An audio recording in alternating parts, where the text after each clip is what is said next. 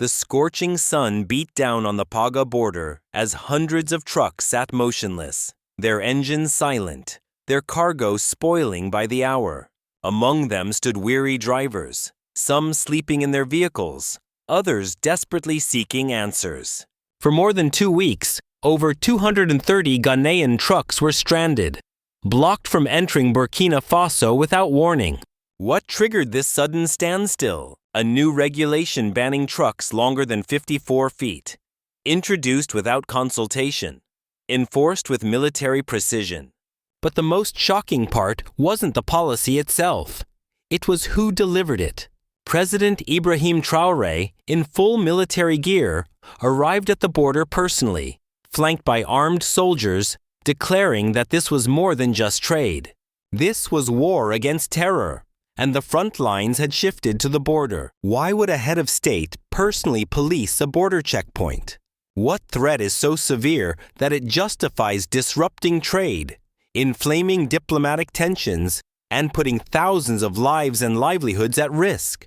Today, we dive into this unfolding story, not just as an isolated border incident, but as a symbol of something far bigger: power, fear, and the future of sovereignty in West Africa.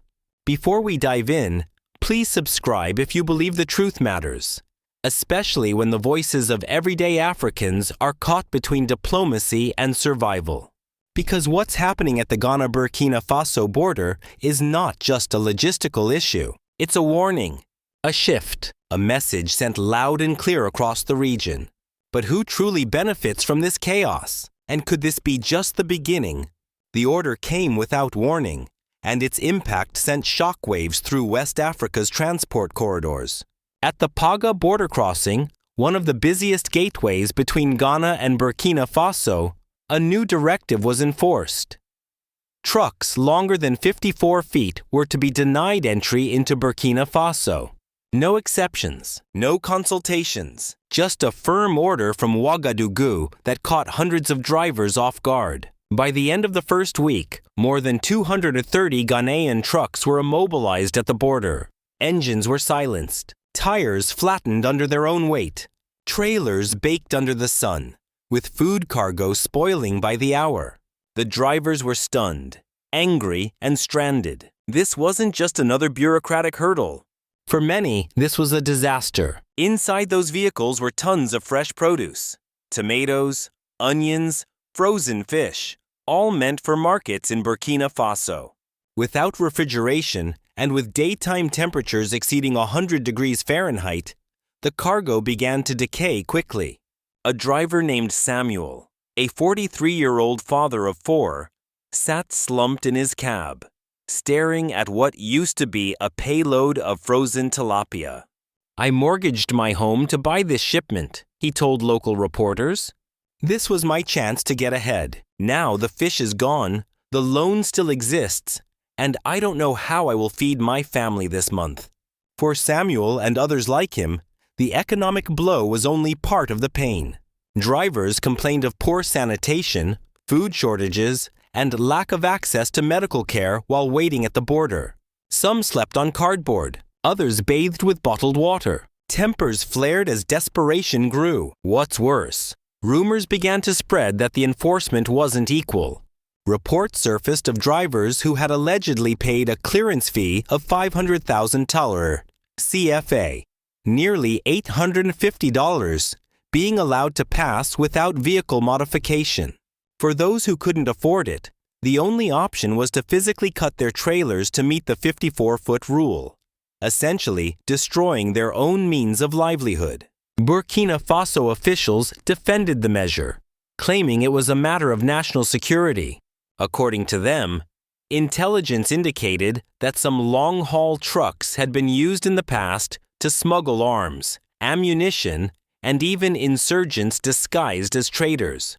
The restriction, they argued, was not about punishing Ghana, but protecting Burkina Faso's sovereignty.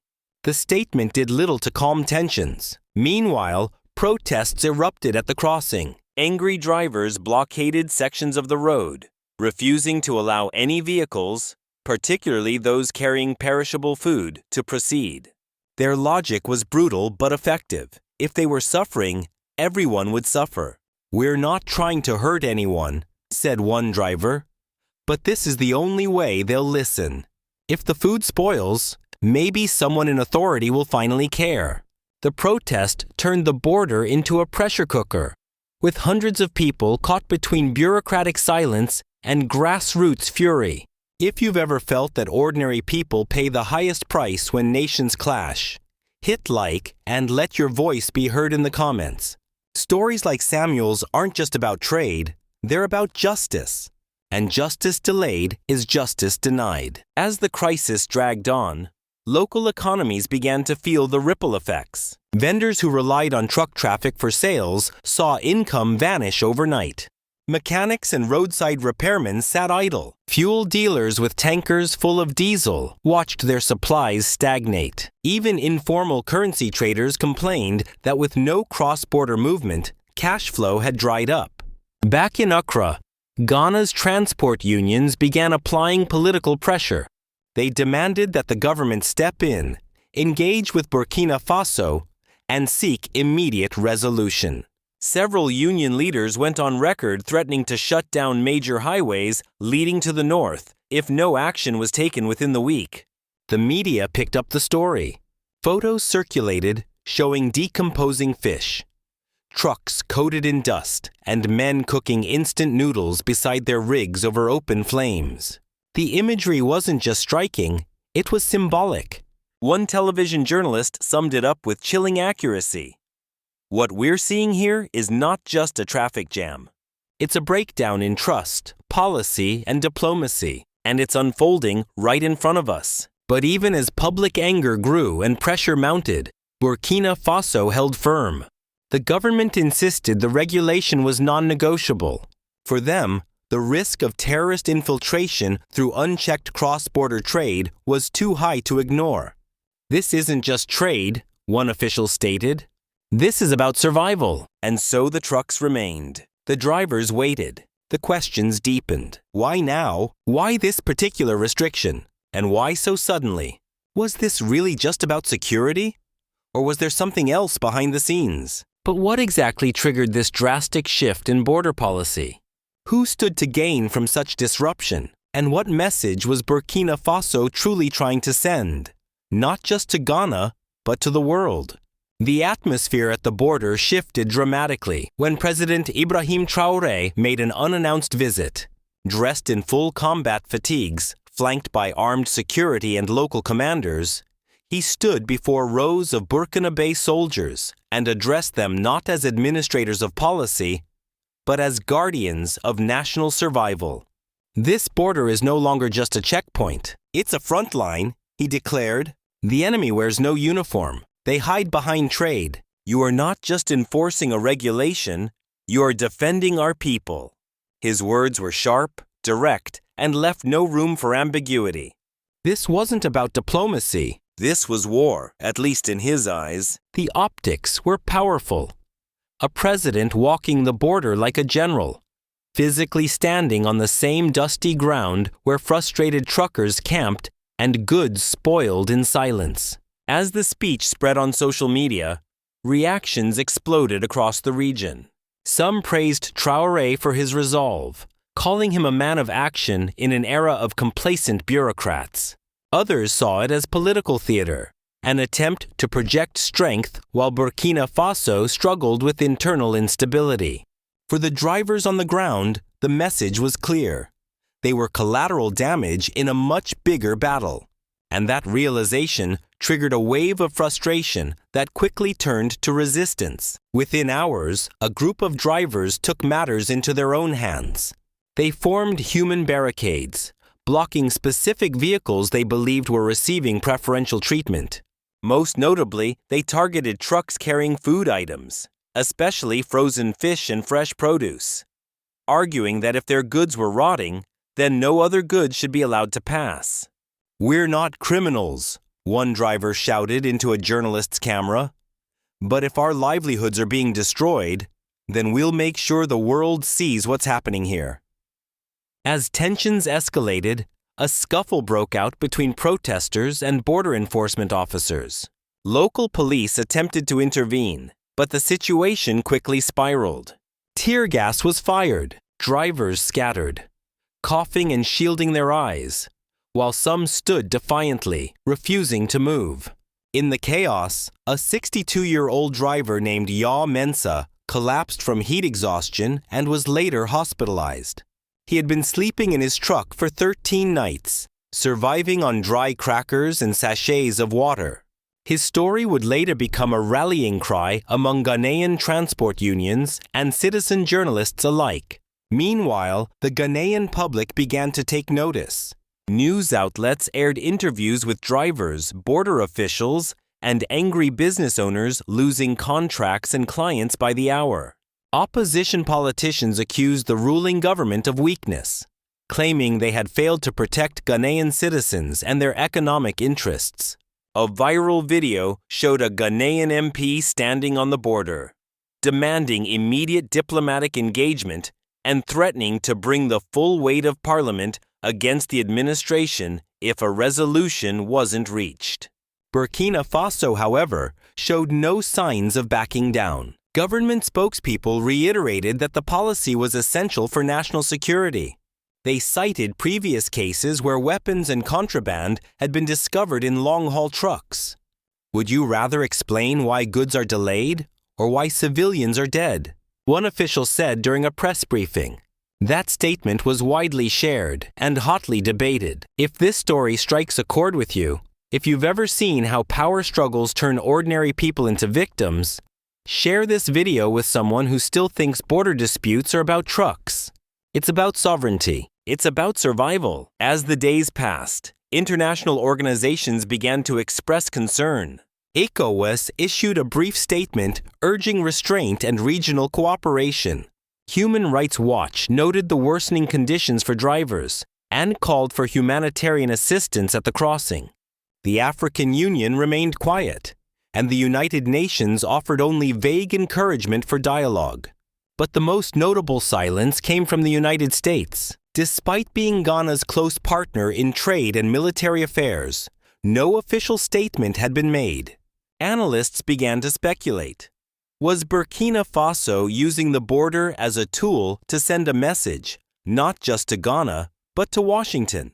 Back at the border, the crisis entered a dangerous phase. The standoff showed no signs of resolution.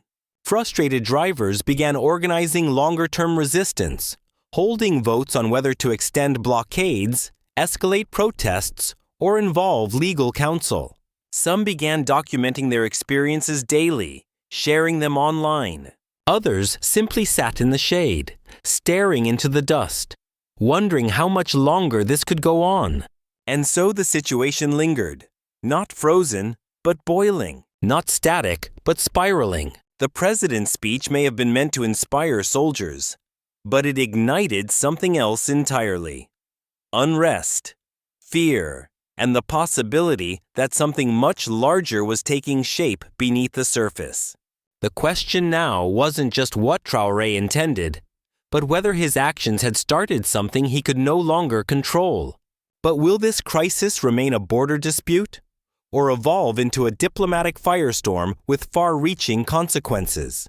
As the standoff at the border dragged into its third week, the economic tremors turned into social quakes.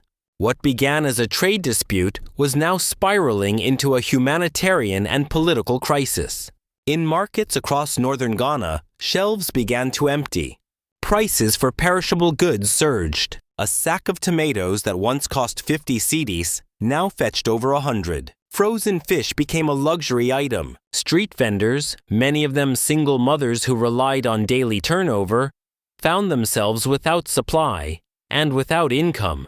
In the town of Navrongo, a 56-year-old market woman named Akua broke down in tears on live radio. "I've sold fish for 20 years, she said, but now I'm watching my business die because someone in government decided to block a road." Akua's story resonated across households already grappling with inflation, fuel shortages, and economic uncertainty. Local transport unions estimated that the cumulative loss for Ghanaian logistics companies had surpassed 20 million cedis. roughly 1.6 million USD. These weren't just numbers. These were school fees missed, loan payments defaulted, salaries unpaid. For every stalled truck at the border, there were dozens of people downstream feeling the financial pinch. Mechanics who serviced trailers, vendors who sold parts, security guards at loading depots. Each of them now counted among the collateral damage. The psychological toll was just as severe. Some drivers reported increased anxiety and insomnia. Community clinics along the northern corridor saw a spike in patients complaining of stress-related symptoms. Social workers issued warnings about rising tensions, particularly among younger men in border towns where joblessness was already endemic. In Bauku, a youth group threatened to stage a mass demonstration if the impasse wasn't resolved, citing economic suffocation and political neglect. Back in Accra, the political fallout intensified. Opposition parties accused the government of inaction, calling it a betrayal of the working class. Parliamentarians demanded an emergency session. Heated debates broke out, with some lawmakers demanding that Ghana retaliate by blocking Burkinabe goods from entering the country. Others warned that such a move would only escalate tensions further, potentially derailing regional trade agreements and threatening Ghana's reputation as a stabilizing force in West Africa. The president, under mounting pressure, dispatched a diplomatic team to Ouagadougou. Their mission: to de-escalate the crisis and seek a temporary resolution. But their arrival was met with stiff resistance. Burkinabe officials insisted the border restrictions were a matter of national security and non-negotiable. Behind closed doors, Ghana's diplomats were reportedly told that if Ghana wanted open borders, it needed to do more to monitor its internal logistics networks. To some, this sounded like an accusation, an insinuation that Ghana was either complicit or negligent in allowing threats to cross into Burkinabe territory. As trust between the two nations eroded, so did faith among the people.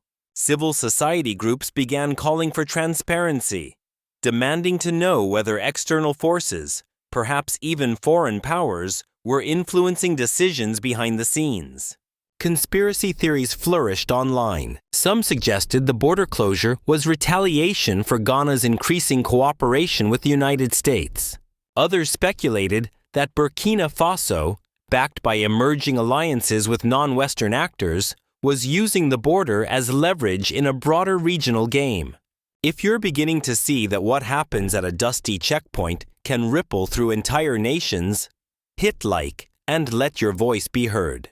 Because these are not just policy decisions. They are matters of survival for millions who never cast a vote on foreign alliances, yet bear the full weight of their consequences. In Burkina Faso, the narrative was different. Pro-government media portrayed Traore as a decisive leader protecting his people from external manipulation. State television aired footage of border troops receiving supplies, being thanked by local villagers, and praised as national heroes. In town squares, murals appeared depicting the president with soldiers, arms raised in defense. For many Burkinabe, especially in rural areas fatigued by years of terrorist threats, the hardline stance was not just acceptable, it was commendable. "We are tired of funerals," one elder said during a town hall meeting in Fada-Ngorma. "If Ghana does not take care, we must take care of ourselves." But not everyone in Burkina Faso agreed. Opposition voices accused Traore of using fear to distract from domestic failings. They argued that the policy was hurting small traders, farmers, and border communities who had nothing to do with terrorism. "Security without food is just another kind of death," one opposition MP stated. And so, as the rhetoric intensified, the people on both sides of the border remained trapped, not just by barriers of metal and policy, but by deepening distrust. The longer the crisis continued, the more difficult reconciliation became. Every spoiled fish, every angry protest, every missed shipment was another thread pulled from the fabric of regional unity. But how long can governments walk the line between sovereignty and solidarity before the social fabric tears completely? And if it does, will those in power be ready to stitch it back together? Or will they let the divide grow deeper still? While local media in Ghana and Burkina Faso focused on the visible symptoms, stranded trucks, spoiled goods, and fiery protests, global analysts began to examine the deeper, more geopolitical roots of the crisis. To many in Ouagadougou, the tension at the Paga border was not just a matter of trade logistics, but a reflection of something far more complex: a widening ideological divide between the pro-Western and anti-Western camps emerging across West Africa. And in the middle of this divide, Ghana's growing relationship with the United States had become a point of concern. Over the past 2 years, Ghana has intensified its military and economic cooperation with Washington. Joint training exercises, counter-terrorism funding, and increased intelligence sharing have all strengthened Accra's position as a key regional partner for the U.S.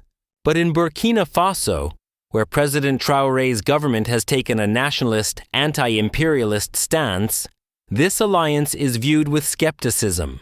Some Burkinabe officials believe Ghana's openness to Western military presence could make it a soft target for espionage, surveillance, or even covert destabilization efforts. In the weeks leading up to the border restrictions, Burkina Faso's intelligence services reportedly flagged several suspicious movements of goods and personnel across the border. Though details remain classified, officials in Ouagadougou suggested that some of these movements might have involved assets connected to foreign defense contractors or NGOs with hidden agendas. Whether these claims are grounded in fact or fueled by paranoia, they helped solidify the decision to tighten the border and to send a political message in the process. Do you think U.S. influence in West Africa is stabilizing or destabilizing? Let us know your thoughts below, because this debate is no longer theoretical. It's unfolding on the ground, and ordinary people are paying the price. From Washington, the silence was notable. The State Department issued no formal condemnation, nor did it defend Ghana. Analysts say this was likely a strategic decision to avoid inflaming tensions, but others saw it as abdication, a failure to stand by an ally in need. In the absence of an official position, think tanks and commentators filled the void. Some argued that Ghana's alignment with the U.S. was pragmatic, a necessary move in a volatile region. Others warned that such ties could backfire, especially if perceived as a threat by neighboring states. In Europe, reactions were muted. The EU issued a generic call for dialogue and cooperation, but avoided naming any parties. France, once a dominant force in the region, remained diplomatically absent, a reflection of its waning influence after being ousted from several Sahel countries, including Burkina Faso. Russia and China, meanwhile, remained quiet publicly, but continued strengthening ties with Traore's government behind the scenes. Chinese infrastructure projects and Russian security consultants were increasingly visible across Burkina Faso, suggesting a quiet but deliberate pivot away from Western institutions. The African Union's response was similarly restrained. Despite its charter promoting regional integration and the free movement of goods, the AU offered no concrete mediation or timeline for intervention. ECOWAS, once considered the bedrock of economic unity in West Africa, appeared paralyzed. Some insiders suggested that member states were reluctant to act, fearing they might be next in line for similar disputes if they too were seen as aligning too closely with the West. Meanwhile, international media coverage remained limited. For most outlets, the crisis was too complex, too local, or too politically sensitive. But among Africa watchers, the implications were clear. This was not just a border disagreement. It was a test of how West African nations navigate external influence, domestic security, and their relationships with each other in an increasingly polarized world. The situation also raised uncomfortable questions about sovereignty and influence. If Ghana must consider how its partnerships are perceived by neighbors like Burkina Faso, is it truly free to chart its own course? And if Burkina Faso feels threatened by those partnerships, does it not have the right to defend its borders, even at the expense of trade and diplomacy? In Washington, retired military advisors began weighing in. One former U.S. Africa command officer told a policy roundtable, "We underestimated how quickly these countries would pivot away from us." Traore is not just making policy. He's sending a message to the region. Choose your partners carefully. In Ouagadougou, that message was being received and amplified. Burkina state media aired documentaries framing Traore's leadership as a bulwark against neo-colonialism. The border crisis was framed not as a diplomatic failure, but as an act of national courage. Meanwhile, in Accra, the government faced mounting pressure to defend its international alliances without provoking further hostility. And so, the border remained tight. The standoff endured, and the region watched closely, wondering what would come next. Was this the beginning of a new regional Cold War? One where trade, security, and diplomacy are all filtered through the lens of East versus West. But if West Africa splits into competing blocs, how will ordinary people survive the fallout? And will global powers acknowledge the damage done, or simply move their chess pieces to the next square? Long before the trucks were stranded and the protests erupted, Burkina Faso had been fighting a different kind of war. A war with no clear front lines, no uniforms, and no end in sight. Since 2015, terrorist insurgencies linked to Al-Qaeda and the Islamic State have devastated vast parts of the country. Villages were torched, schools closed, markets abandoned. By 2023, more than 40% of Burkina Faso's territory was considered outside government control. In this context, President Ibrahim Traore's aggressive stance at the border makes grim strategic sense. He wasn't just trying to regulate commerce. He was trying to cut off oxygen to the insurgency before it reached the cities. At the heart of this policy shift was intelligence suggesting that terrorist cells were using civilian trade routes to move weapons, cash, and personnel. Long-haul trucks, especially those crossing from Ghana and Togo, were suspected of smuggling contraband hidden among legitimate goods. Motorcycles used in raids, fertilizer ingredients for IEDs, even cash in bulk, funneled through informal trade networks. It became clear to Traore's team that porous borders were no longer just an economic vulnerability. They were a national security threat. Burkina Faso's counter-terrorism doctrine changed accordingly. Border agents were retrained, surveillance drones deployed, military outposts expanded, and by early 2025, the new directive was clear. Trade must serve security, not the other way around. The 54-foot truck restriction was part of this doctrine, not arbitrary, but tactical. Smaller trucks were easier to inspect, harder to conceal threats in, and quicker to reroute. But implementing such a policy without warning was bound to spark backlash. Traore calculated the cost and made his move anyway. To his supporters, this was an act of courage. To his critics, it was reckless brinkmanship. But in military circles, it was watched with quiet respect. Burkina Faso's approach mirrored what some Israeli and Indian security experts have called defensive sovereignty. The idea that weak states under asymmetric threat must assert control over every inch of territory, even at the expense of short-term diplomacy.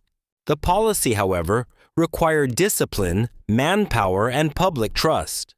Traore's decision to personally visit the Paga border wasn't just symbolic. It was strategic morale building. He addressed soldiers not as bureaucrats but as warriors. He reminded them that in a region where terrorist groups have overrun entire towns, the border is the first line of defense. In doing so, he positioned himself as both a commander-in-chief and a field leader, a rare dual image in modern African politics. At the same time, military analysts noted a worrying trend. Burkina Faso was increasingly isolating itself militarily from Western allies. Since expelling French forces and suspending some US-linked operations, Traore has pivoted toward local self-reliance and alternative partnerships, including ties with Russia's Wagner-affiliated security structures. Satellite images released in mid-2025 showed new defense infrastructure being constructed near the eastern borders, funded by undisclosed sources. It raised alarms in Washington, but without direct access to the field, American response remained limited. Among Burkinabe citizens, particularly in regions previously under threat, the security-first policy earned praise. In the northern town of Djibo, residents who once fled terrorist raids began returning. A young woman named Aissatou, who had fled with her 2 children in 2022 after jihadists burned her village, said she now felt safe for the first time in years. "They told us the government had abandoned us," she said. "But now the soldiers are back and the markets are open again." Her testimony echoed across towns where local militias and national troops had reclaimed territory once lost. But critics warned that militarization without oversight carries its own risks. Reports of human rights violations by security forces surfaced in several regions. NGOs cited cases of arbitrary detentions, forced searches, and even disappearances in the name of anti-terrorism. With few independent monitors on the ground, verifying these claims remains difficult. Yet the broader concern remains. When a nation places security above all else, where does accountability go? If you're still with us, you understand that this is not just about trucks or tariffs. It's about the invisible war lines being drawn across West Africa. If this content helps you think deeper about the future of the region, consider joining our channel to support more long-form, frontline analysis. Your support keeps independent perspectives alive. Back at the Paga crossing, military presence remains high. Drones buzz overhead. Patrols rotate in and out, and while the trucks still sit in the dust, their engines quiet, the message they carry is louder than ever. Burkina Faso is willing to pay the price of disruption in order to buy security. But how long can a nation hold this line before the weight of isolation, economic strain, and global pressure cracks the shield it has built? And if it does crack, who will be ready to pick up the pieces? What began as a border checkpoint dispute has become something far more consequential, a strategic flashpoint in a region already teetering between collaboration and confrontation. As trucks sit idle and drivers continue waiting for relief, the true battle isn't only on the tarmac. It's being waged in diplomatic halls, military war rooms, and the hearts of people caught in the middle. In West Africa today, the border is no longer just a line separating nations. It's a symbol of mistrust, fear, and a desperate struggle to balance sovereignty with survival. The question now is no longer just whether Burkina Faso will reopen its border to Ghanaian trucks. The question is whether this incident marks the beginning of a wider unraveling, one that could test the very foundations of regional unity. If countries begin to view one another through the lens of suspicion instead of solidarity, how long before trade zones collapse, political alliances dissolve, and military standoffs become normalized? How long before ordinary farmers, market women, and transporters find themselves paying the price for battles they never chose? The Paga incident has already planted seeds of doubt across West Africa. In Togo and Benin, officials are quietly reviewing their border protocols. In Mali and Niger, national security councils have begun exploring similar truck restrictions. And in Ghana, political leaders now face an uncomfortable calculus. How do they protect national interests while avoiding a full diplomatic rupture with their neighbor? Imagine a scenario. ECOWAS, weakened by internal dissent, begins to fracture. Trade convoys reroute through back channels. Armed escorts become standard on supply roads. Currency instability grows as local economies detach from one another. And in this fragmented environment, global powers move in quietly. each supporting a different bloc, each pursuing their own agendas. Is this West Africa's future? A region defined not by cooperation, but by fortified borders, ideological blocs, and proxy influence wars? Unless something changes, unless trust is rebuilt and transparency re-established, the path ahead looks increasingly unstable. It is no longer enough to speak of regional integration in theory. It must be proven in action, and that action begins with leaders willing to look past fear, toward cooperation.